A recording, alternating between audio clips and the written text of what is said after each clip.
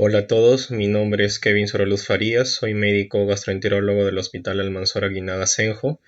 En esta oportunidad me han permitido discernir hemorragia digestiva baja, que yo lo he titulado Lo básico y lo esencial, para definir conceptos y tener una noción panorámica de lo que es entidad, ¿no? Y complementarla con el tema de la semana pasada, que fue hemorragia digestiva alta, de la cual resolvieron algunas dudas que teníamos, ¿no? Y esta es la finalidad también de esta ponencia, ¿no? En la agenda vamos a tratar una serie de puntos, introduciéndonos al tema con un caso clínico, y posteriormente vamos a ver algunos conceptos, definiciones básicas, factores de mal pronóstico, la etiología, que es importante como causante de la enfermedad, y dentro de este punto vamos a tratar las patologías más frecuentes,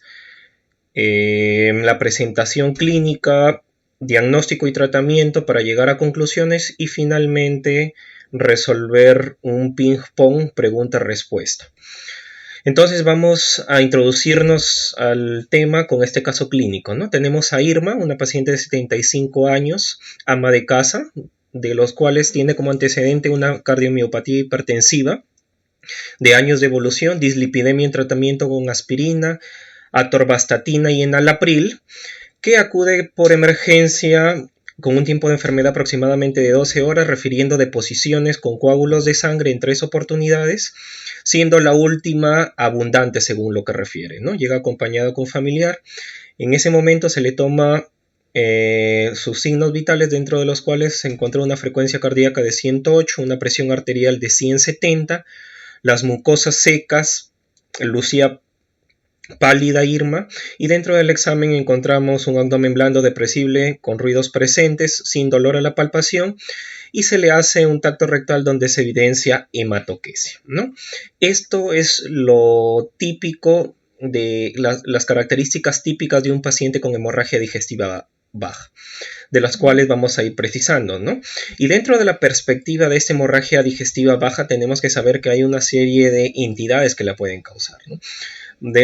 Acá vemos en el video de su izquierda cómo a través de una colonoscopía se puede definir el punto de sangrado. En este caso fue un paciente que ingresó por hemorragia secundaria a una enfermedad diverticular complicada con sangrado, y se determinó el punto de sangrado, ¿no? Y en el paciente de la derecha, como ustedes pueden apreciar, se ven sangre fresca, signos de sangrado reciente, y justo en la zona rectal, a nivel específicamente de recto superior, se ve una lesión tumoral de bordes marmelonados, de aspecto infiltrante, que compromete el 50% de la superficie de la circunferencia del colon, ¿no? Entonces vamos a ver que muchas entidades van a darnos una serie de características en todo el tracto gastrointestinal, específicamente en el tracto gastrointestinal bajo, ¿no?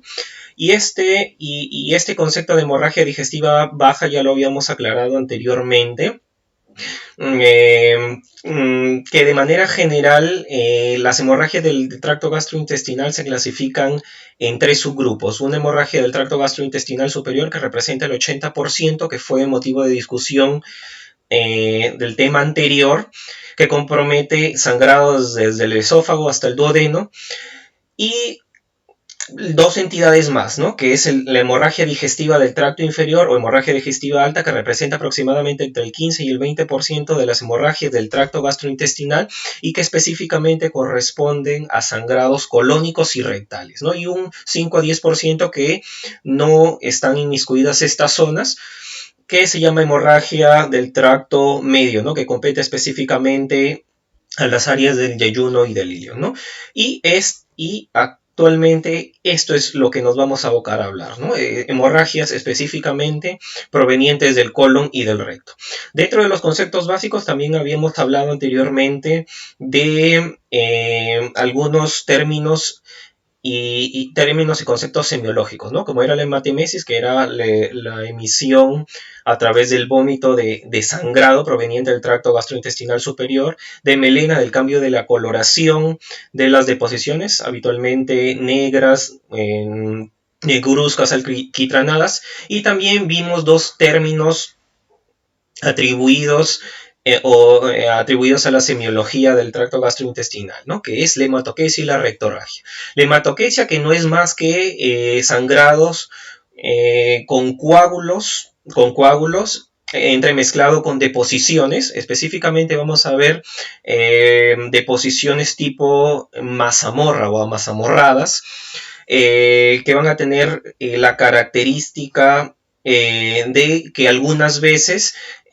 pueden estar acompañadas de otro término que se llama rectorragia, que es específicamente el sangrado rojo rutilante a través del recto, ¿no? Pero ambos términos se pueden excluir. ¿Qué quiere decir? Que muchas veces vamos a encontrar o solamente rectorragia o solamente hematoquesia. ¿Por qué es importante determinar estos conceptos básicos?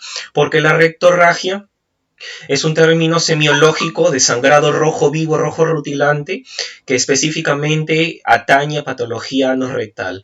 Y la hematoquesia, que son sangrados con coágulos, aparentemente nos hace pensar que el sangrado sea básicamente colónico, ¿no? Como lo vamos a especificar posteriormente. Entonces, los dos términos que había mencionado, hematemesis y melena, se atribuyen a hemorragia digestiva alta, y hematoquesia y rectorragia a hemorragia digestiva baja, ¿no? Entonces, así como en HDA hay factores de mal pronóstico, en HDB también hay factores de mal pronóstico, ¿no? En esta revisión sistemática realizada en el 2016 a través de diversos autores, se determinaron algunos factores de riesgo, ¿no? Por ejemplo, Kolev determinó que si un paciente llegaba con hemorragia continua a la emergencia o tenía una presión arterial de menos de 100 milímetros de mercurio, eso tenía un OR aproximadamente por 3 de tener un pronóstico desfavorable en su evolución. Así como Straight demostró que los pacientes que llegaban con una frecuencia cardíaca de más de 100 latidos por minuto o una presión sistólica de menos de 115 milímetros de mercurio también tenían un factor desfavorable. Se encontraron también a través de otros estudios que, por ejemplo, encontrar un paciente en el contexto de hemorragia digestiva baja con hematocrito de menos de 35 y signos vitales una hora posterior a la admisión de inestabilidad hemodinámica, o además encontrar una creatinina de más de 1.5 o ser un paciente ya de por sí de más de 60 años, tenían factores de riesgo desfavorables en la evolución de esta hemorragia digestiva baja, ¿no? Entonces, la clave de este cuadro es precisar que en realidad la mayoría de estos estudios enfatizan que el compromiso hemodinámico al ingreso es importante para determinar el pronóstico del paciente y obviamente correlacionar más o menos con la pérdida hemática. Entonces, dentro de la etiología básica de esta hemorragia digestiva baja vamos a encontrar muchas causas que les he tratado de sintetizar en este cuadro. Dentro de ellos hablamos de la causa principal de la hemorragia digestiva alta, o la más frecuente, que es la diverticulosis, aparentemente frecuente entre el 30 al 60% de las admisiones en general.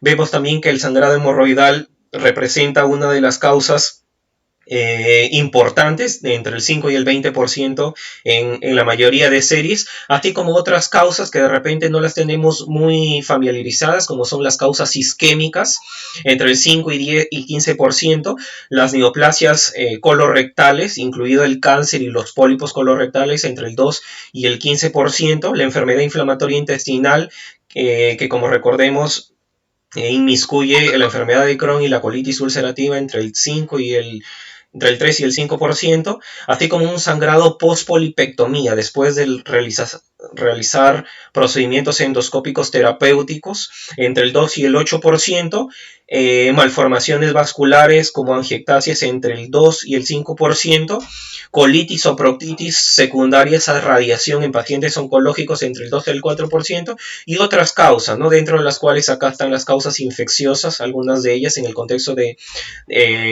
diarrea disentérica entre el 2 y el 4%, ¿no? Entonces, como vemos, la mayor causa de las enfermedades que generan hemorragia digestiva baja son dos específicamente: la diverticulosis o la enfermedad diverticular complicada con sangrado y la enfermedad hemorroidal, ¿no? Que son patologías benignas y que algunos libros nos mencionan que de manera general la enfermedad diverticular genera una hemorragia digestiva baja masiva, ¿no? Que es la causa más frecuente de hemorragia digestiva baja masiva. Y la causa más frecuente de hemorragia digestiva baja con sangrado crónico intermitente es el sangrado hemorroidal, ¿no? Otros autores lo clasifican como etiologías anatómicas. Dentro de ellos vamos a encontrar acá el sangrado diverticular, causas vasculares como la patología hemorroidal y las telangiectasias o las angiectasias colónicas, las patologías neoplásicas donde encontramos pólipos o cáncer recto colónico, causas inflamatorias con la enfermedad inflamatoria intestinal y causas infecciosas que también pueden generar sangrado digestivo bajo. Entonces vamos a ir precisando las causas más frecuentes de esta HDB. Entonces vamos a empezar con diverticulosis y enfermedad diverticular. Y lo pongo diverticulosis versus enfermedad diverticular porque son dos términos que muchas veces los confundimos, ¿no? Diverticulosis no es más que la presencia de divertículos en un determinado órgano, ¿no? Ya sea colon, ya sea intestino delgado, etc. Y enfermedad diverticular es cuando esta diverticulosis genera signos y síntomas del paciente que lo llevan a padecer, a tener un padecimiento. Y es por eso que de manera general, acá tenemos algunas especificaciones, ¿no?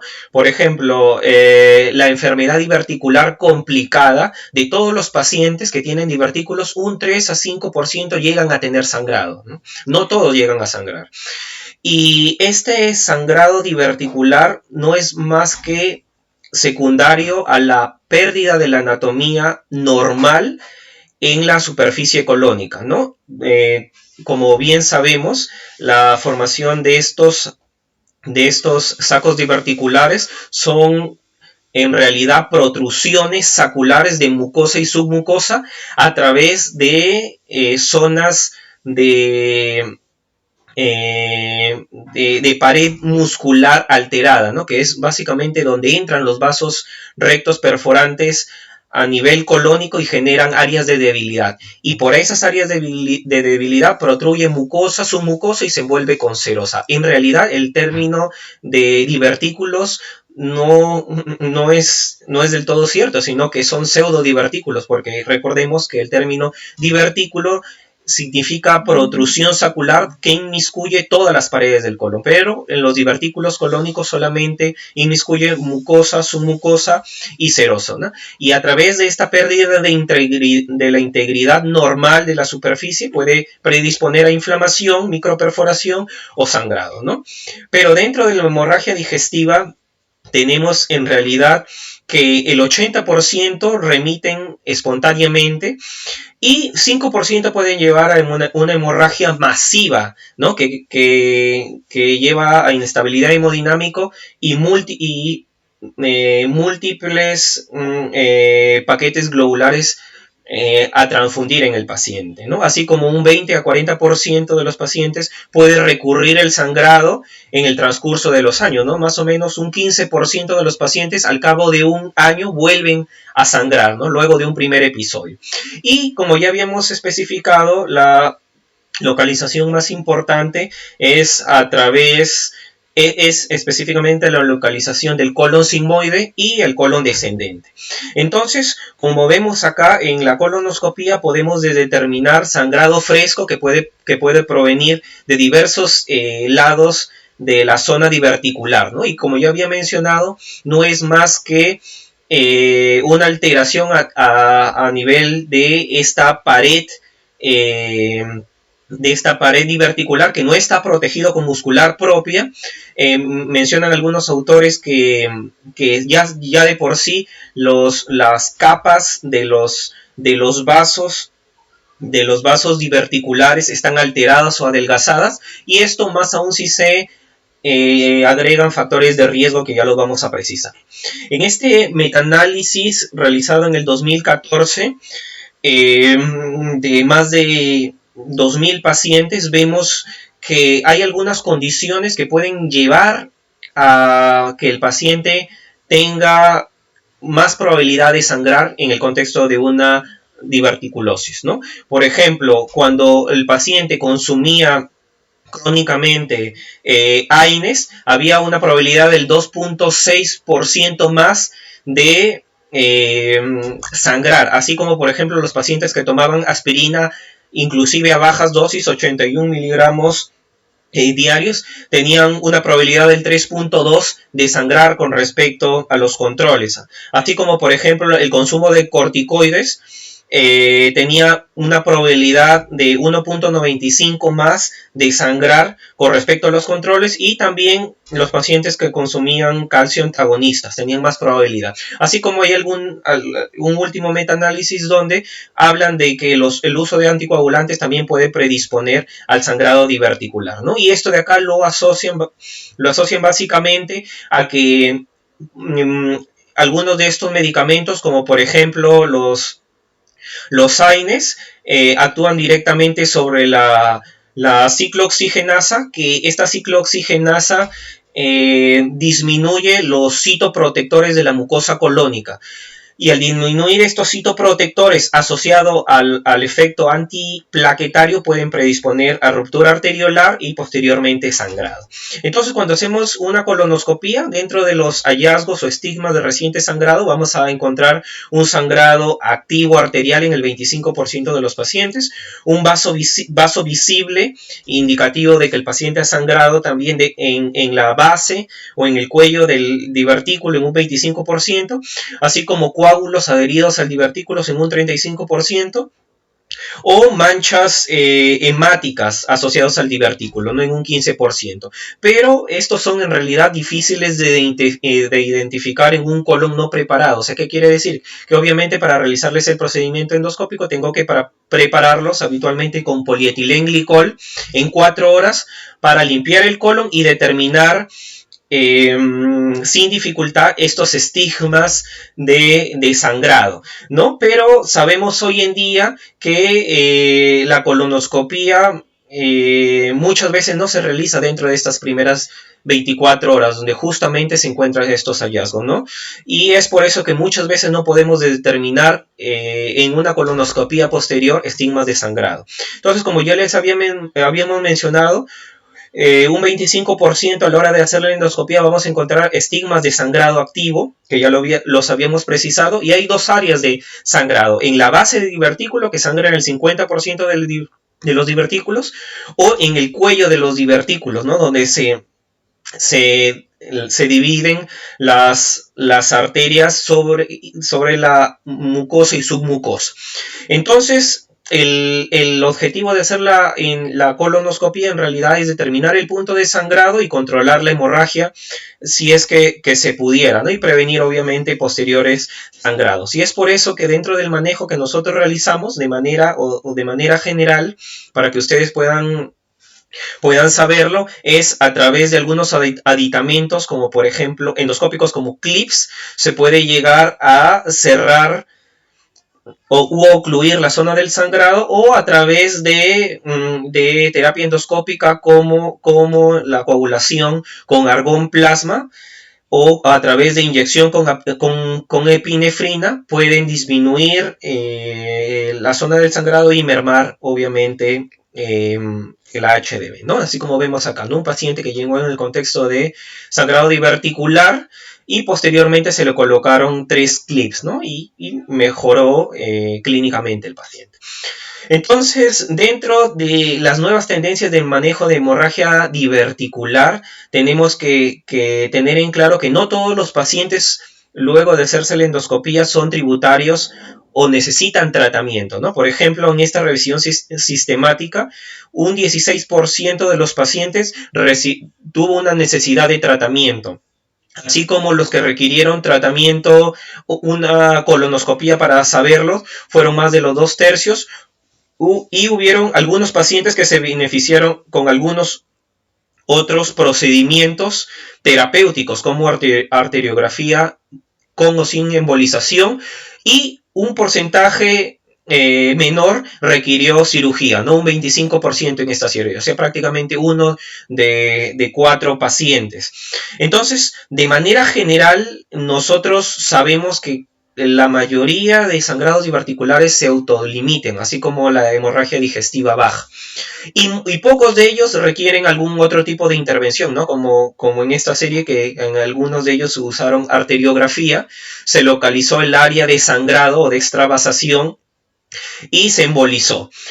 Pero de manera general, el sangrado se autolimita en el 80% de la mayoría de series. Y este es un dato a tener en cuenta sobre esta entidad.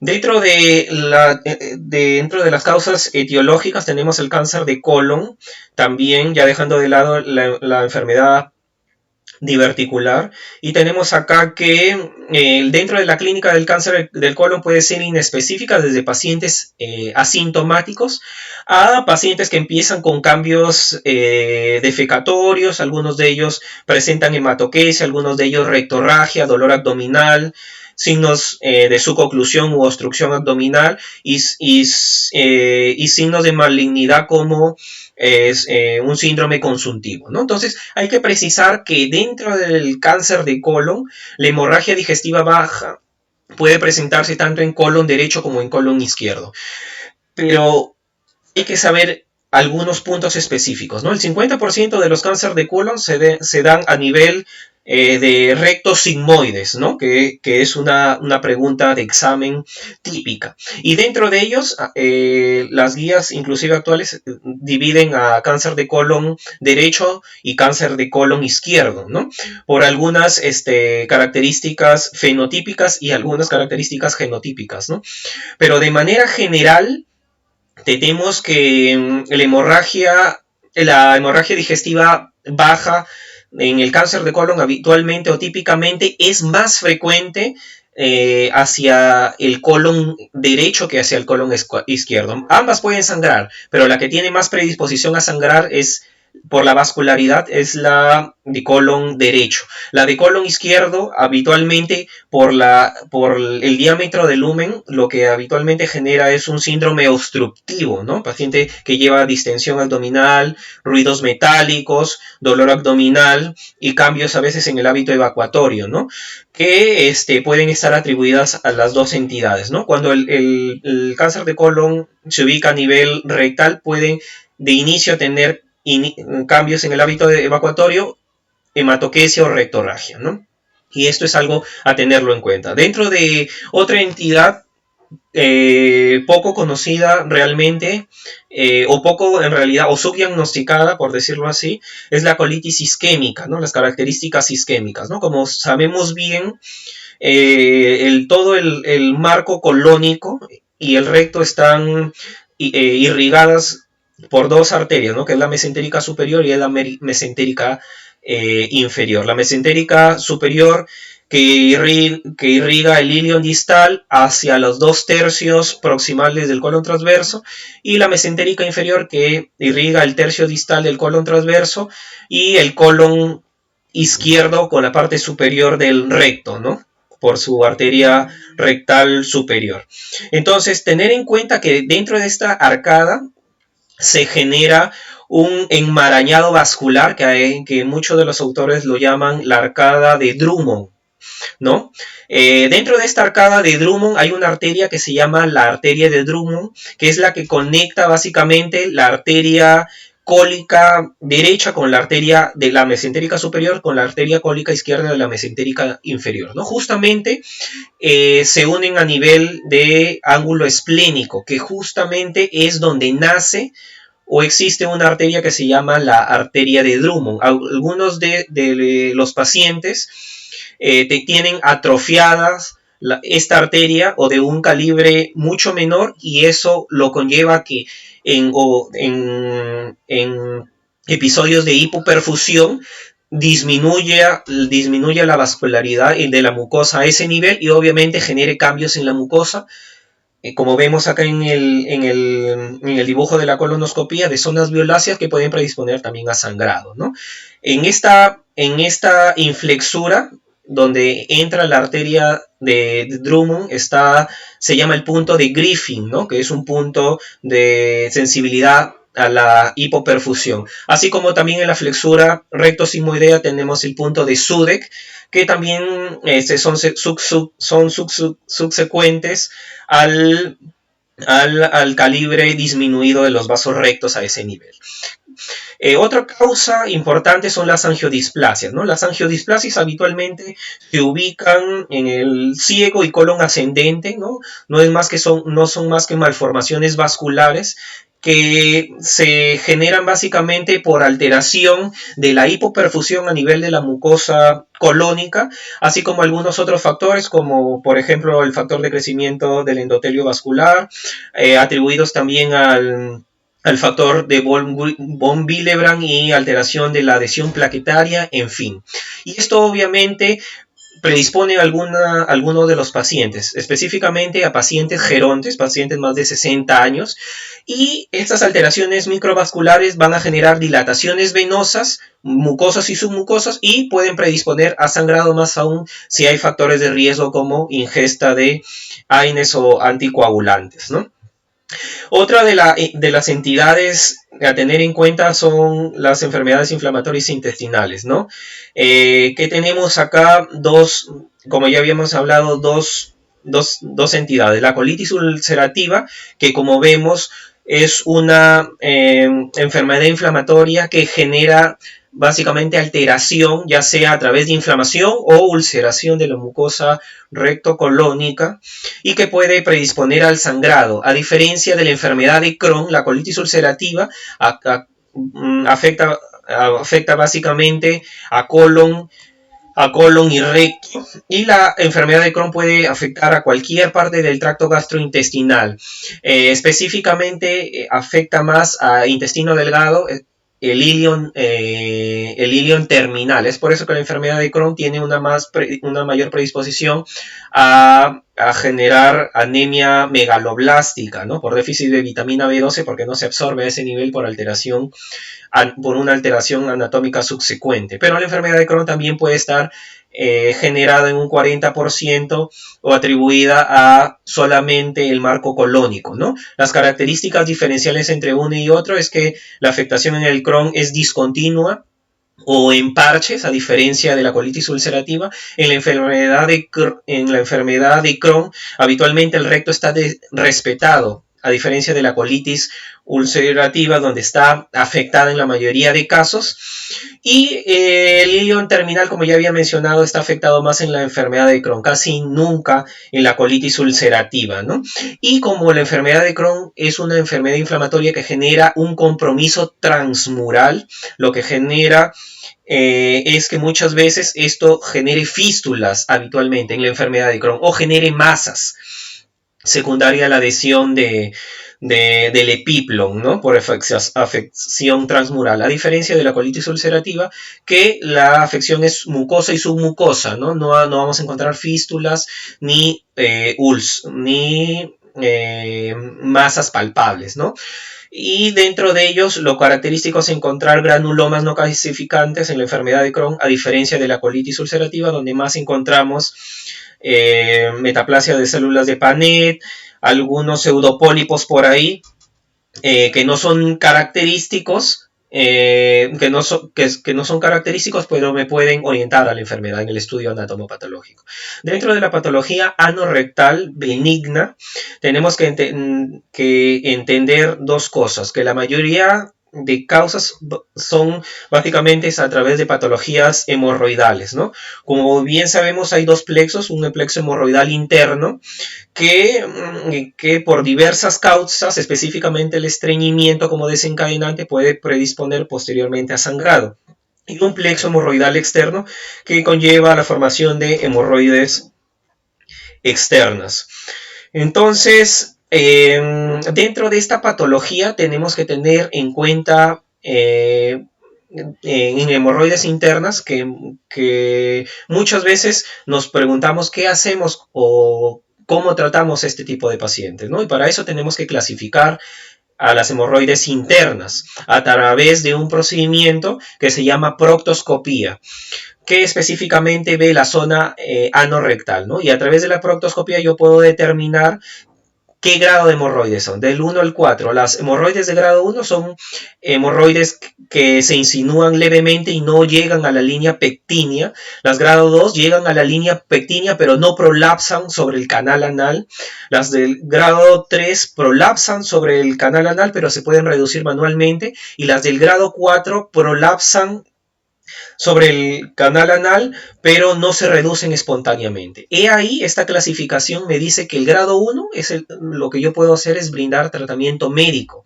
El grado 2 yo puedo brindar tratamiento endoscópico, tratando de ligar las hemorroides internas. Eso se llama endoligadura de hemorroides internas.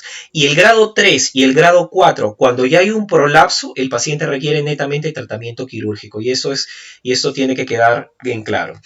Otra enfermedad importante es la fisura anal aguda, ¿no? Que en la mayoría de casos, en el 95%, se ubica en la pared posterior o en la pared anterior del canal anal. Y lo característico de esto, aparte de la rectorragia que genera, es el dolor característico durante la defecación o postdefecación, ¿no? El paciente viene más por dolor perianal que por rectorragia, ¿no? Pero pueden estar acompañados por hemorragia digestiva.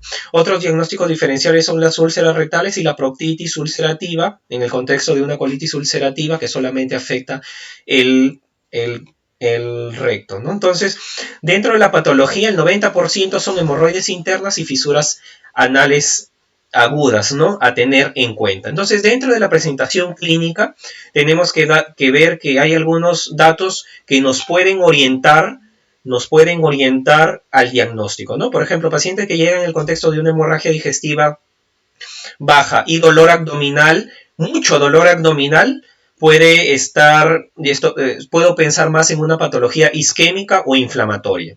Si viene el paciente dentro del contexto de hemorragia indolora, habitualmente son pacientes que tienen una enfermedad diverticular complicada o presenta angiodisplasias. Si el paciente presenta un dolor perianal, puede estar en el contexto de una fisura anal o hemorroides internas o externas trombosadas, ¿no? Que es el diagnóstico diferencial asociado, ¿no? Una hemorragia digestiva baja asociada a diarrea y fiebre puede estar en el contexto de una enfermedad inflamatoria intestinal o una diarrea disentérica, ¿no? Infecciosa. Si viene hemorragia y constipación, hay que descartar proceso neoformativo de fondo o hemorroides, ¿no? Y si viene el paciente con cambios en el hábito evocatorio y hemorragia digestiva baja, lo que hay que pensar es un proceso neoformativo, ¿no? Estos son los datos que nos pueden orientar al diagnóstico. Entonces, en realidad, nosotros cuando vemos el diagnóstico inicialmente es clínico a través de decir si es hemorragia digestiva alta o baja, a través de los datos semiológicos, y como ya habíamos visto anteriormente, también vamos a intentar diagnosticar la estabilidad hemodinámica del paciente, en todos los pacientes en realidad, ¿no? Vamos a hablar de estabilidad hemodinámica cuando la frecuencia cardíaca sea menos de 100 y la presión arterial sistólica sea más de 100, ¿no? O sea, si nosotros sacamos un índice, habitualmente ese índice de frecuencia cardíaca y presión arterial sistólica va a ser menor de 1. Pero cuando ese índice cambia, o sea, cuando la frecuencia cardíaca o bien aumenta o la presión arterial sistólica disminuye, o sea, el índice frecuencia cardíaca, presión arterial sistólica aumenta en más de 1, probablemente ese paciente llegue inestable hemodinámicamente. A este índice algunas guías lo llaman índice de shock. Como la guía británica mencionan que inicialmente debería de establecerse el índice de shock, ¿no? Si tiene un índice de shock menos de 1, quiere decir que el paciente está estable hemodinámicamente. Y si el paciente tiene mayor o igual a 1, está inestable hemodinámicamente, ¿no? Para no hacernos problemas, yo he colocado acá frecuencia cardíaca menos de 100, presión arterial más de 100 para la estabilidad hemodinámica.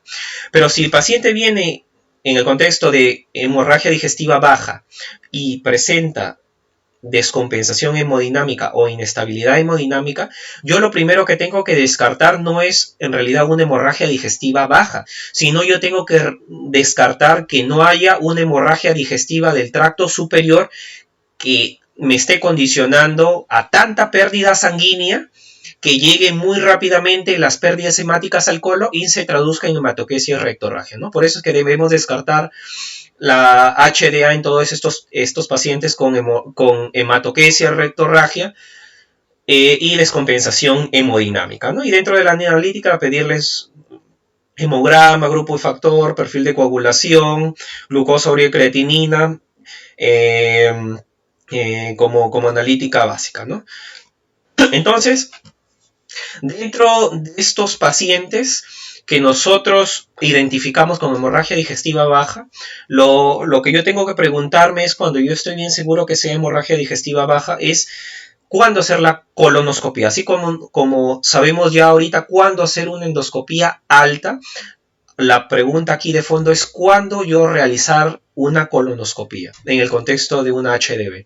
Entonces se realizó un metaanálisis en el 2017 donde se inmiscuyeron más de 900 pacientes y se trató de formar dos grupos, ¿no? Un grupo donde se le hizo una colonoscopía temprana dentro de las primeras 24 horas y otro grupo que se le llamó grupo de colonoscopía tardía, donde se le realizó una colonoscopía después de las 24 horas, ¿no? En el primer grupo se inmiscuyeron 422 pacientes y en el segundo grupo 479 pacientes, ¿no? Y dentro de estos grupos no hubo diferencias en edad, sexo, hemoglobina en la admisión, estancia hospitalaria y necesidad de transfusión de paquetes globulares en la admisión. ¿Y qué se evaluó en estos dos grupos? La mortalidad hospitalaria, la tasa de resangrado, la necesidad de cirugía durante la evolución, la ubicación del sangrado y la determinación endoscópica. ¿Y qué se concluyó? En realidad, cuando se ubicaron o se determinaron los OR para mortalidad hospitalaria, resangrado y necesidad de cirugía, no tuvieron significancia estadística, ¿no? Inmiscuían el 1 de no efecto. Y aquellos pacientes que se les realizó una colonoscopía temprana dentro de las primeras 24 horas fueron más susceptibles de encontrar el punto de sangrado y fueron más susceptibles obviamente de realizarle una intervención endoscópica. Pero en realidad el ubicar el punto y realizarles un tratamiento endoscópico no generó un impacto si fueron pacientes que se le hizo una colonoscopía precoz o una colonoscopía tardía. Entonces, ¿qué quiere decir este metaanálisis?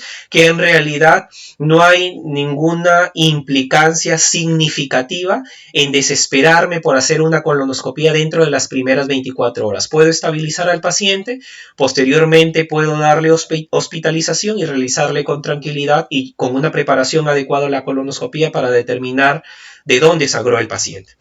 Entonces, dentro de los exámenes auxiliares, aparte de la colonoscopía, tenemos el estudio angiográfico, la angiografía que lo realiza radiología intervencionista en hospitales que, este método esté a la mano, pero tiene algunas limitaciones, ¿no? Para que la angiografía salga positiva, o sea, tenga un valor predictivo positivo, la velocidad de infusión de sangrado del sangrado digestivo baja tiene que ser más de 0.5 mililitros por minuto, o sea, prácticamente el paciente tiene que estar con sangrado activo cuando se le haga la angiografía, ¿no? Y se puede ver dentro de la angiografía extravasación del contraste en la luz colónica, ¿no?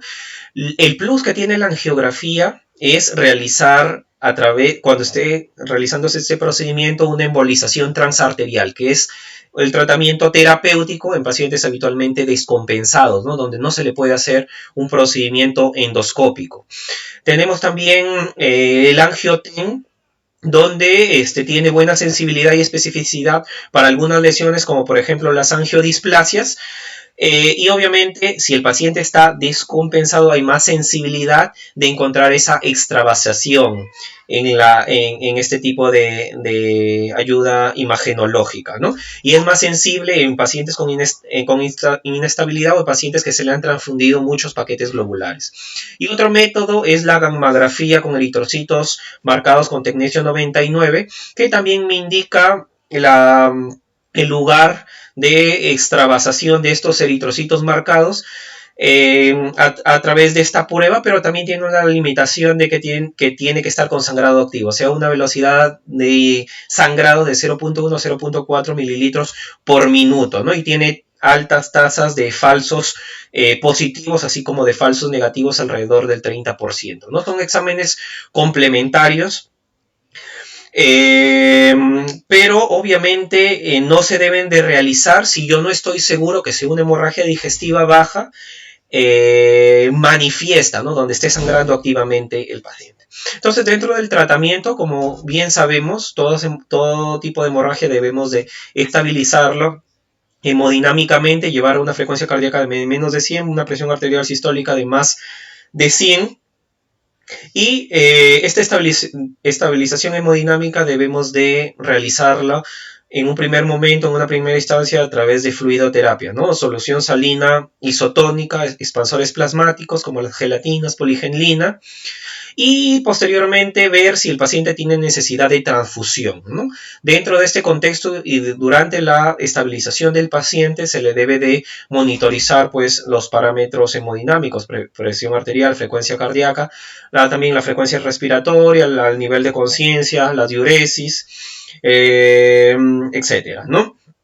Entonces, así como hay el término que significa transfusión restrictiva para hemorragia digestiva alta, también se aplica para hemorragia digestiva baja, ¿no? La guía NICE, que su última actualización fue en el 2015, nos menciona que la transfusión de glóbulos rojos en este tipo de pacientes deben de restringirse según ciertas características, ¿no? Si el paciente no es cardiópata y viene en el contexto de hemorragia, yo debo de llevar a más de 7 de hemoglobina. El objetivo de la hemoglobina es llevarlo entre 7 y 9 hemoglobina.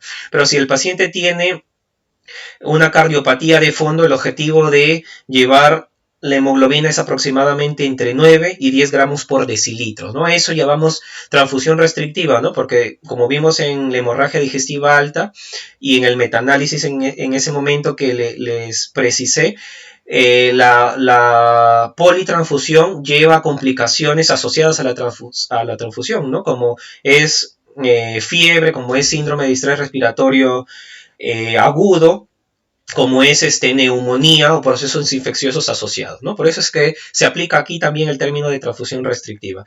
Así como la transfusión de plaquetas, el objetivo de llevar las plaquetas es más de 50.000, ¿no? No desesperarnos en transfundir plaquetas.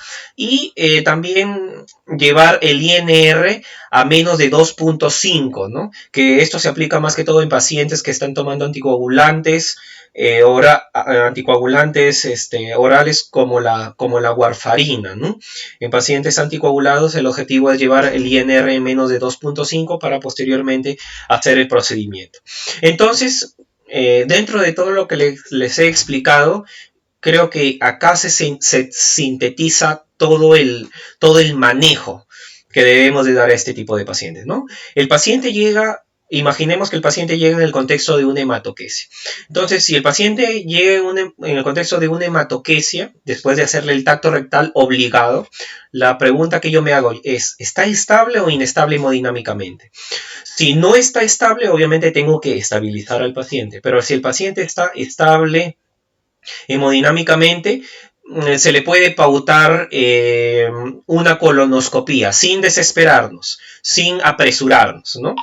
Entonces, si el paciente dentro de su inestabilidad hemodinámica, uno le transfunde, lo salvaguarda, lo trata de estabilizar, y a pesar de eso no es posible estabilizarlo, esta es una indicación para tomar dos medidas. Una primera medida es realizar algún examen auxiliar terapéutico, como es la angiografía con embolización, con embolización, que es, lo realizan radiología intervencionistas en algunos centros, o llevarlo al paciente a que lo evalúe cirugía y una evaluación expectante quirúrgica para el tratamiento de esa hemorragia digestiva baja, ¿no? Porque el paciente, pese a las medidas de salvataje, no se le está estabilizando, ¿no?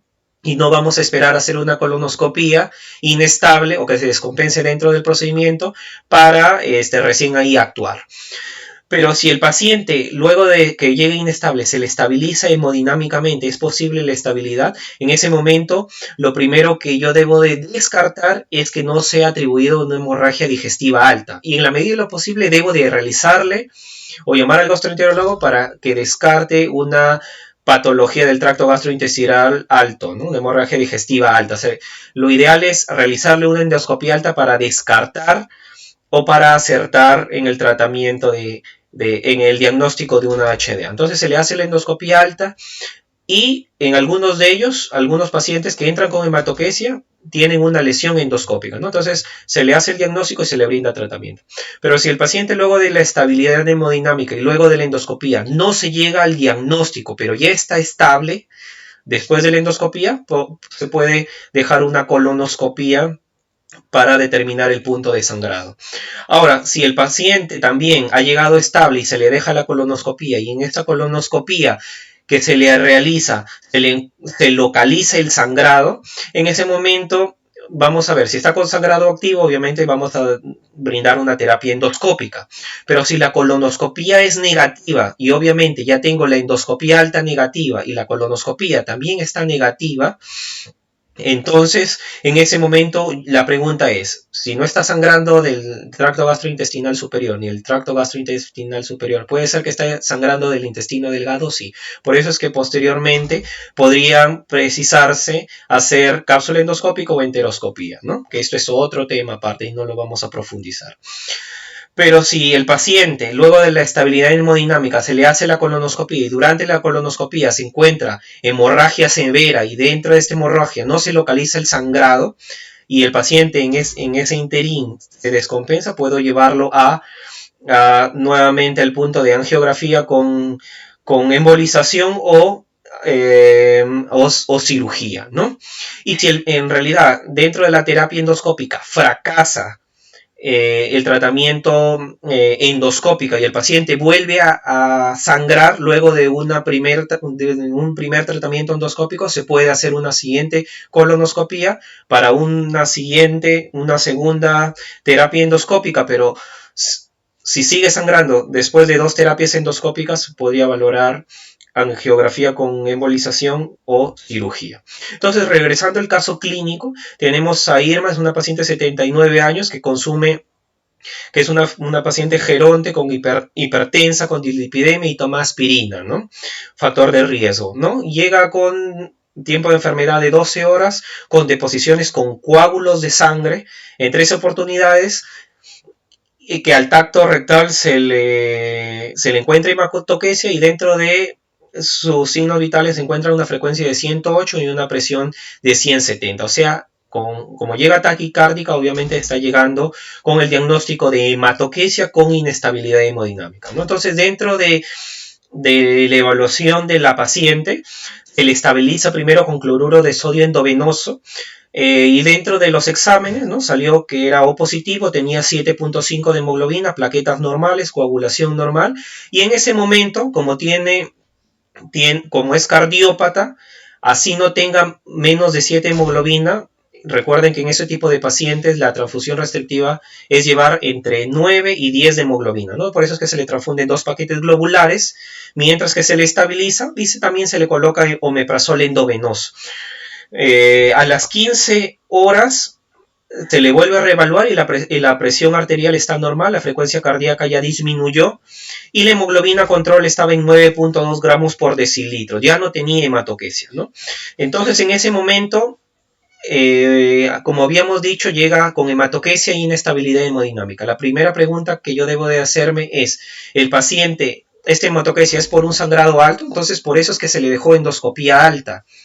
Y es por eso que también acá el médico de emergencia le dejó omeprazol endovenoso como una medida de tratamiento ante la sospecha probable, una sospecha de hemorragia digestiva alta. Entonces se le hace la endoscopía alta y no se le encuentra signos de sangrado. Entonces la paciente ya, como no se le encontró estigmas de sangrado, se le realiza, se concluye que ya actualmente es una hemorragia digestiva baja con estabilidad hemodinámica. Entonces a la paciente se le hospitaliza para hacer una colonoscopía, ¿no? Y como ya habíamos mencionado, esta colonoscopía es sin apresurarse, sin desesperarse. Entonces, cuando se le hizo la colonoscopía, vemos que durante la preparación la paciente vuelve a tener, estando hospitalizado, sangrado. Entonces, una vez que se prepara la paciente para hacerse la colonoscopía, se identifica coágulos durante el procedimiento endoscópico y posteriormente se lava esa zona, se desprende el coágulo durante el procedimiento y aparte de ello, de ese desprendimiento del coágulo, vemos que se identifican algunos sacos diverticulares, ¿no? Como vemos en la imagen. Entonces se lava esa zona. Vemos ahí que todavía se desprende algo de coágulo y que proviene de dentro del divertículo. Entonces ya con la identificación del punto de sangrado, en ese momento se opta por darle terapia endoscópica aplicando coagulación con argón plasma, como vemos ahí. Bueno, en realidad a veces es discutible el tema del tratamiento, del tipo de tratamiento endoscópico, pero no lo vamos a manejar, no lo vamos a discutir porque no es el tema de hoy. Y posteriormente a la coagulación con argón plasma se le coloca un hemoclip, como vemos en la colonoscopía, ¿no? Ese hemoclip es con la finalidad de generar hemostasia, una hemostasia localizada a nivel del cuello del divertículo para que cese el sangrado, ¿no? Se le colocó el clip y posteriormente la paciente evoluciona favorablemente, ¿no? Evolucionó sin recurrencia del sangrado, no bajó la hemoglobina posteriormente y se le brinda el alta. Y la paciente se va contenta, ¿no? Luego del procedimiento y de la evolución. Entonces es así como se manifiestan las hemorragias digestivas bajas. A través de un caso clínico he tratado de contextualizar la mayoría de hemorragias digestivas bajas, que son pacientes que ingresan en el contexto de hematoquesia, ¿no? Entonces, dentro de las conclusiones a tener en cuenta, la causa más frecuente de hemorragia digestiva baja es el sangrado diverticular, ¿no? Habitualmente a través de hematoquesia. El 80% de todos estos sangrados de hemorragia digestiva baja se autolimitan, ¿no? Y como se autolimitan, en realidad solamente requieren tratamiento de soporte y observación. La primera medida fundamental del tratamiento de esta hemorragia digestiva baja, como ya lo habíamos precisado, es la estabilidad hemodinámica del paciente. Y si el paciente llega con hematoquesia y descompensación hemodinámica, tengo que descartar que el paciente no haya sangrado del tracto gastrointestinal superior, ¿no? Realizándole probablemente una endoscopía alta. Rectorragia en paciente estable, habitualmente lo que me está traduciendo es una patología anorrectal, y eso es importante. Rectorragia en paciente estable, habitualmente patología anorrectal, o sea, sangrado rojo rutilante, rojo vivo. Y hematoquesia, sangrado con coágulos de sangre, habitualmente se atribuyen a un sangrado colónico más que todo, ¿no? La colonoscopía, como ya habíamos mencionado, es realizarla durante la evolución del paciente sin apresurarse, ¿no? Colonoscopía no urgente en pacientes estables. Y de esa colonoscopía me va a dar la oportunidad de brindar tratamiento endoscópico, y otras opciones de tratamiento, como ya habíamos mencionado, es la angiografía más embolización a través de radiología intervencionista, o la opción quirúrgica, ¿no? Resección colónica, ¿no? De acuerdo al tipo de patología. Entonces, vamos a realizar un ping-pong sobre algunos conceptos básicos, y de repente hay algunas preguntas que quedan en el aire, ¿no? Más que todo esto abocado no al tema clínico, ¿no? Ni al día a día de las emergencias, sino al día a día de los bancos de preguntas.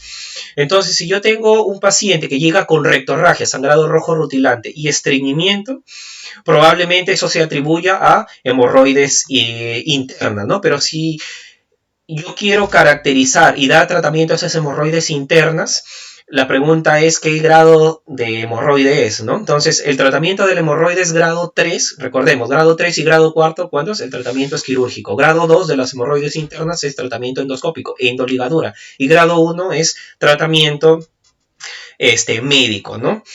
Conservador. Tratamiento de las hemorroides trombosadas, que también lo han preguntado. Habitualmente esto genera sangrado y dolor perianal, ¿no? El tratamiento también es quirúrgico, debe ser una trombectomía. Si el paciente viene con rectorragia y proctalgia, pero más proctalgia que rectorragia, lo que tenemos que pensar primero es una fisura anal aguda, ¿no? Hay diagnósticos diferenciales del dolor del dolor perianal agudo, ¿no? Que son algunas entidades, ¿no? Proctalgia intensa con rectorragia, fisura anal aguda. Proctalgia con dolor renitente habitual y fiebre puede estar asociado a un absceso perianal, ¿no? Paciente con rectorragia y proctalgia, pero no tanta proctalgia, puede estar atribuida a una hemorroides trombosada, ¿no? Que también pueden venir en el contexto, en este tipo de contexto, este tipo de pacientes, ¿no? El tratamiento de la fisura anal crónica es la esfincterotomía lateral interna, es un procedimiento quirúrgico, pero muchas veces preguntado en los exámenes.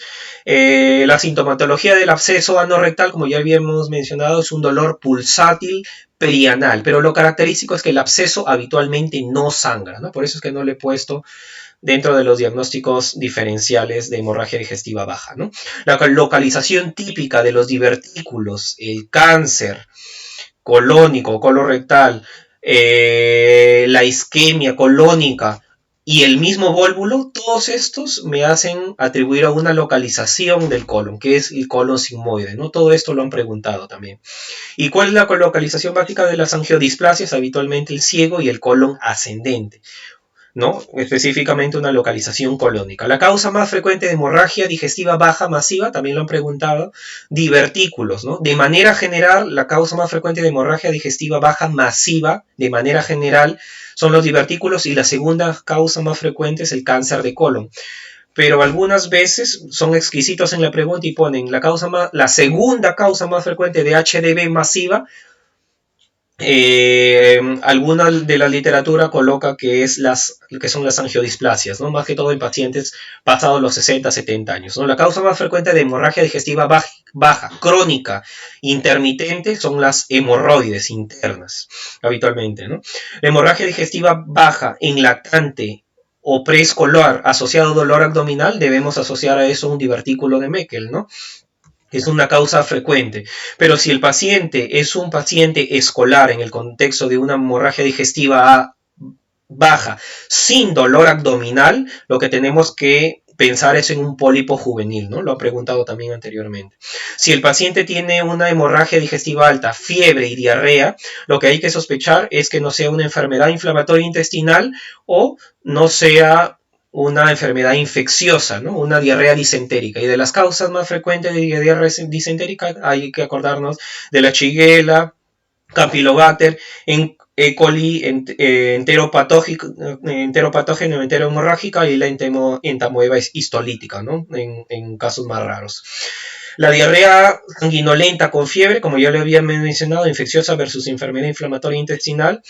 Y la enfermedad de Crohn y la tuberculosis del tracto gastrointestinal afecta predominantemente, donde habíamos mencionado, en el ileum terminal, ¿no? En el 40 a 50% de las series, ¿no? Y es un dato a tenerlo en cuenta porque algunos de ellos vienen con sintomatología sistémica y aparte de ello hemorragia digestiva baja. Muy bien, con esto terminamos. Agradecerles por su atención y estaré presto para las preguntas pertinentes. Muchas gracias nuevamente por la invitación. Hasta luego.